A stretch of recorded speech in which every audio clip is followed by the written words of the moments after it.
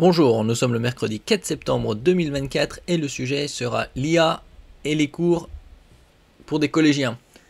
Il y a quelques mois, on avait lu un article concernant une IA qui corrigeait des copies au Texas. Cette fois-ci, c'est un collège qui n'a pas de prof et c'est l'IA qui se charge des cours.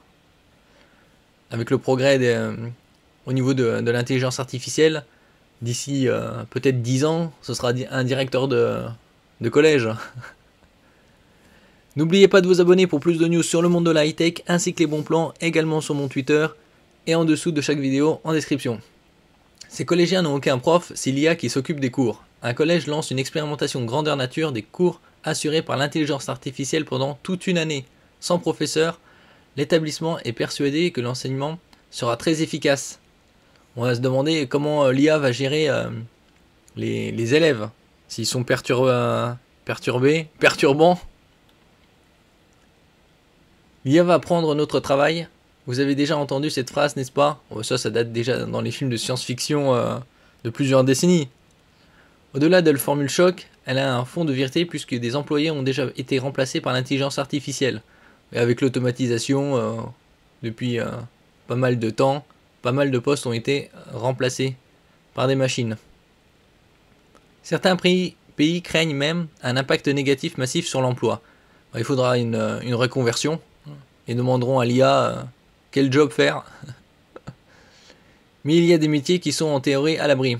Vous pensez sûrement à ceux qui nécessitent un contact humain particulier, qui font appel à des compétences comme l'empathie ou la faculté d'adaptation. Perdus, eux aussi sont menacés et ça commence maintenant. Oui, ça, avec l'aperfectionnement de l'intelligence artificielle, ils détecteront grâce au scan de visage, la pupille des yeux, la tension sanguine, pression artérielle. Ils détecteront tout ça via des scanners et sauront dans quel état d'esprit on est. Alors que le secteur se pensait protégé, l'éducation est de plus en plus transformée de l'intérieur par l'introduction de l'intelligence artificielle dans les établissements. Même si beaucoup interdisent l'utilisation de ChatGPT aux élèves, il y a eu quelques mois, il y avait pas mal d'étudiants universitaires qui avaient utilisé justement ChatGPT pour des devoirs. C'était des collégiens ou des lycéens également. Et ça a été vu puisque la formulation, la syntaxe, la grammaire étaient similaires. D'autres ouvrent leurs bras à la technologie en remplaçant des postes clés par l'intelligence artificielle. Dans le collège britannique privé David Game, c'est le professeur qui laisse sa place pour cette année 2024.